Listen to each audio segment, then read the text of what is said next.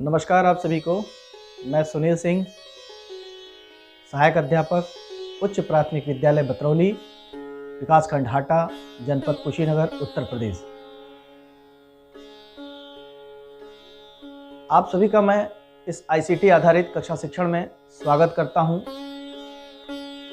आज हम जिस विषय पर चर्चा करने वाले हैं वो कक्षा 7 की पुस्तक हमारा इतिहास एवं नागरिक जीवन है। इस पुस्तक का शीर्षक पाठ 7 दक्षिण के राज्य, जिसमें मुख्यतः बहमनी साम्राज्य और विजयनगर साम्राज्य के उदय, विस्तार, पतन व उनकी उपलब्धियां के बारे में हम चर्चा करेंगे। खास तौर से हम कृष्णदेवराय के बारे में भी चर्चा करेंगे, जो उस समय के महानतम शासकों में से एक थे, और विजयनगर साम्राज्य की स्थापत्य कला के विषय में भी हम आज चर्चा करेंगे। तो आइए हम लोग शुरू करते हैं बहमनी साम्राज्य से। बहमनी साम्राज्य में का उदय उस समय हुआ जब मोहम्मद बिन तुगलक के शासन के अंतिम समय में जगह जगह से, दक्षिण से, उत्तर से विद्रोह होने शुरू हो गए थे। दक्षिण में भी अमीर शासकों ने विद्रोह करना शुरू कर दिया। उन्होंने बगावत कर दिया और दौलताबाद पर अधिकार कर लिया। अपने बीच के ही एक व्यक्ति हसन गंगू को उन्होंने अपना सुल्तान बना दिया। इस प्रकार हसन गंगू 1347 ईस्वी में अब्दुल हसन मुजफ्फर अलाउद्दीन बहमन शाह के नाम से गद्दी पर बैठा और उसने बहमन राज्य की नींव डाली। बहमनी राज्य उत्तर में बाणगंगा से लेकर दक्षिण में कृष्णा नदी तक और पश्चिम में दौलताबाद से लेकर भोंगरी तक फैला हुआ था।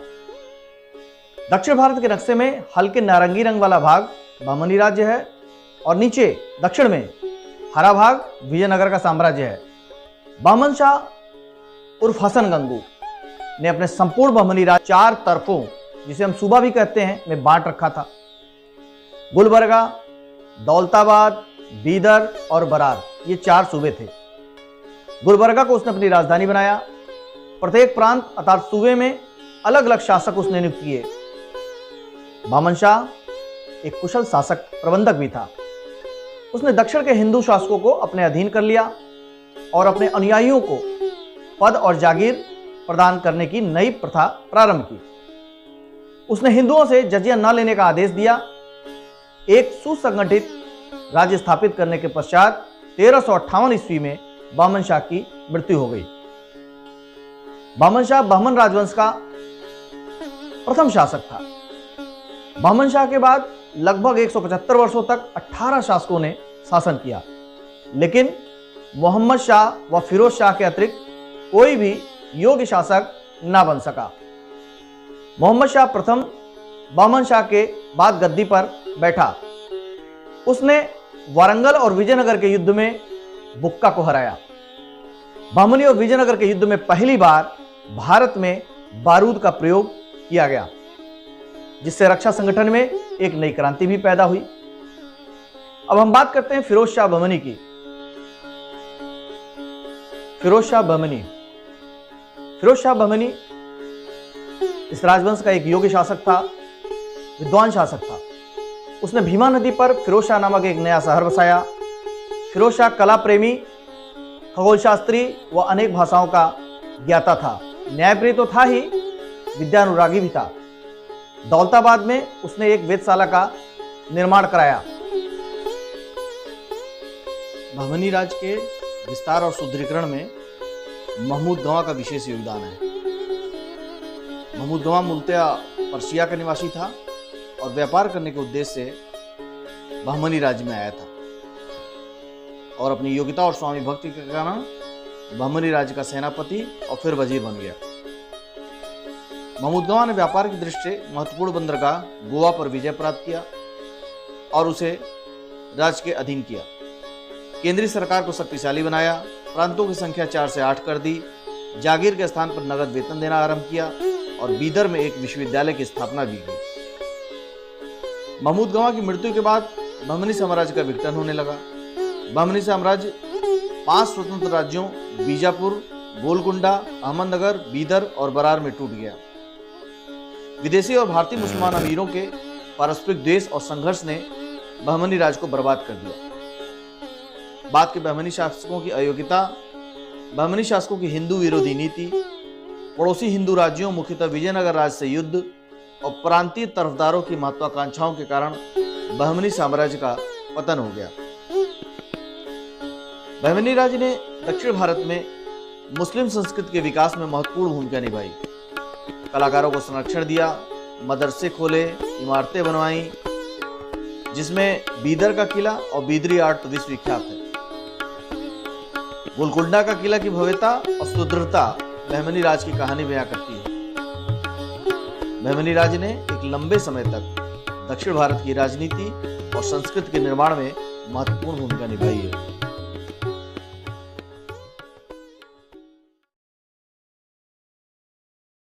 अभी तक हमने बहमनी साम्राज्य के बारे में पढ़ा कि वो किस तरह से 5 भागों में टूट गया और उसका अंत हो गया।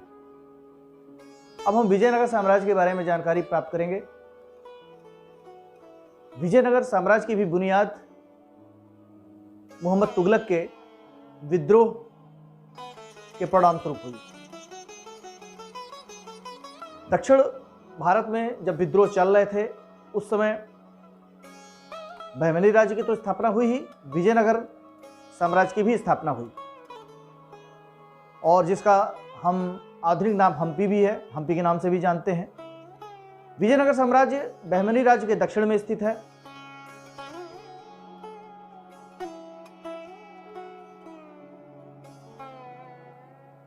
इस पर 4 राजवंशों संगम, सालू, तुलु, अरवावीडु के शासकों ने 310 वर्षों तक शासन किया। पुर्तगाली इस साम्राज्य को विसनागा के नाम से जानते थे। हरिहर और बुक्का ये 2 भाई थे जिन्होंने इस राज्य की नींव 1336 ईस्वी में डाली। बहमनी साम्राज्य से भी 10-12 साल पहले इसकी नींव पड़ गई थी। दोनों भाई कांपिल्य राज्य के मंत्री थे और जब इन्होंने विजयनगर साम्राज्य की स्थापना की तो हस्तिनावती, जिसे आधुनिक हम्पी भी हम कहते हैं, वो अपनी राजधानी बनाया। दोनों भाइयों ने अपने राज्य के विस्तार को बढ़ाया। उन्होंने होयसल, जिसे हम इस समय मैसूर के नाम से भी जानते हैं, और मदुरा, जिसे मदुरई के नाम से जानते हैं, होयसल और मदुरा दोनों को जीतकर उन्होंने अपने साम्राज्य का विस्तार किया। कृष्णदेवराय विजयनगर राज्य के एक महत्वपूर्ण शासक भी थे। बताया जाता है कि बहमनी और विजयनगर दोनों एक दूसरे के कट्टर शत्रु थे। अगर इनके बीच में मित्रता का संबंध होता तो वह भी बहुत शक्तिशाली राज्य बन सकते थे, परंतु दुर्भाग्य से उनमें सदैव युद्ध होता रहता था और जिसके कई कारण थे युद्ध होने के। पहला कारण तो रायचूर दोआब का वह उपजाऊ क्षेत्र था जो कृष्णा और तुंगभद्रा नदियों के बीच में था। इस दोआब पर आधिपत्य को लेकर दोनों राज्यों में सदैव युद्ध होता रहता था। और दूसरा कारण बहमनी राज्य का गोलकुंडा का किला था और गोलकुंडा के क्षेत्र थे जिसमें हीरे की खानें थी और विजयनगर के शासक उस गोलकुंडा को जीतना चाहते थे। और तीसरा कारण, दोनों राज्यों के शासक बहुत ही महत्वाकांक्षी थे। वो सदैव अपनी राज्य सीमा को बढ़ाना चाहते थे, संपूर्ण प्रायद्वीप पर अपना अधिकार चाहते थे, जिसकी वजह से सदैव आपस में टकराहट होती थी, युद्ध होता रहता था। तालीकोटा का युद्ध, ये बहमनी और विजयनगर के बीच बहुत बड़ा संघर्ष था।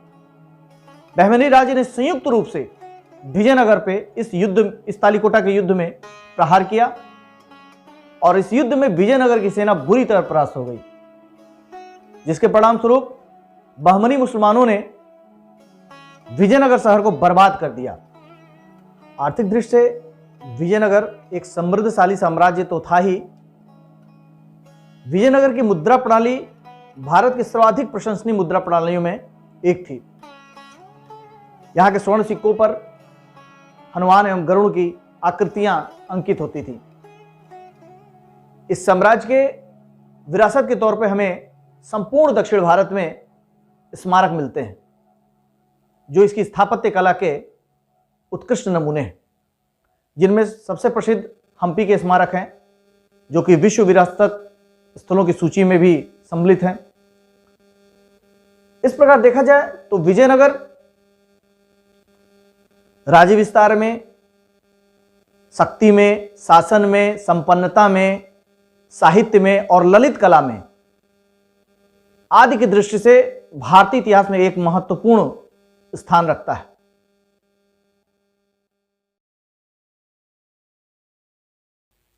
बच्चों, आज हम दक्षिण भारत के राज्य विजयनगर साम्राज्य के शासक कृष्णदेवराय के विषय में जानेंगे। कृष्णदेवराय का जन्म सन 1471 ईस्वी में हम्पी में हुआ था और उनका शासनकाल 1509 ईस्वी से लेकर 1529 ईस्वी तक रहा। कृष्णदेवराय एक महान शासक के साथ साथ एक महान योद्धा और सेनानायक भी थे। उन्होंने अपने राज्य विस्तार के क्रम में बीजापुर के शासक आदिल यूसुफ खां को हराकर बीदर और रायचूर किले को जीता। इसी प्रकार उड़ीसा के राजा को हराकर उदयगिरी और कोंडाबिडू के किलों को जीत लिया और वारंगल पर अपना अधिकार कर लिया। इस प्रकार कृष्णदेवराय ने शत्रु शासकों द्वारा विजयनगर की छीनी हुई भूमि और किलों को पुनः जीतकर अपने साम्राज्य का विस्तार किया। कृष्णदेवराय ने स्थापत्य कला के क्षेत्र में भी बहुत काम किया। राज्य में अनेक मंदिरों, गोपुरों, तालाबों आदि का निर्माण कर विजयनगर को सुंदर बनाया। विवाह कर जैसे अलोकप्रिय करों को हटाकर उन्होंने प्रजा को राहत दी। हजारा मंदिर और विट्ठल स्वामी मंदिर का भी निर्माण कराया। वह सभी धर्मों और संप्रदायों का सम्मान करते थे। कृष्णदेवराय की मृत्यु सन 1529 में हुई। कृष्णदेवराय एक महान प्रशासक के साथ साथ साहित्य प्रेमी भी थे। वे स्वयं तो कवि थे ही, वे अन्य कवियों के पोषक और संरक्षक भी थे, जिसके कारण वे अभिनव भोज या आर्द्र भोज के नाम से भी चर्चित थे। तेलुगु भाषा में उनका काव्य अमुक्त माल्याद साहित्य का एक अमूल्य रत्न है। उनका शासनकाल तेलुगु साहित्य का क्लासिकल युग माना जाता है। कृष्णदेव राय के शासनकाल में विजयनगर शक्ति और ऐश्वर्य के चरम पर पहुंच गया था। आज हम विजयनगर साम्राज्य के स्थापत्य कला के विषय में पढ़ेंगे। इस साम्राज्य के विरासत के तौर पर संपूर्ण दक्षिण भारत में हमें स्मारक मिलते हैं, जिसमें सबसे प्रसिद्ध हम्पी के स्मारक हैं। दक्षिण भारत में प्रचलित मंदिर निर्माण की अनेक शैलियां इस राज्य ने संकलित की और विजयनगरीय स्थापत्य कला प्रदान की। स्थानीय कड़ाश्म पत्थरों का प्रयोग करके सबसे पहले दक्कन और उसके बाद द्रविड़ शैली के मंदिरों, कल्याण मंडपों एवं अलंकृत स्तंभों का निर्माण कराया। हम्पी के स्मारक यूनेस्को विश्व धरोहरों की स्थल सूची में सम्मिलित है। थाला मंदिर परिसर निस्संदेह सबसे सुंदरतम स्मारकों में से एक है। इस मंदिर के मुख्य हाल में 56 स्तंभ हैं और इन 56 स्तंभों को हाथ से थपथपाने पर स्वर लहरियां सारे गा मा पा निकलती हैं।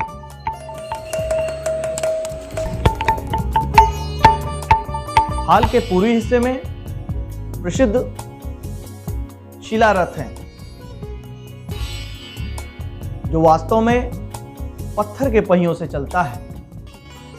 इसके अलावा कमल महल और जनान खाना भी आश्चर्यों की सूची में सम्मिलित है और शहर के प्रवेश द्वार पर हजारी राम मंदिर बना है।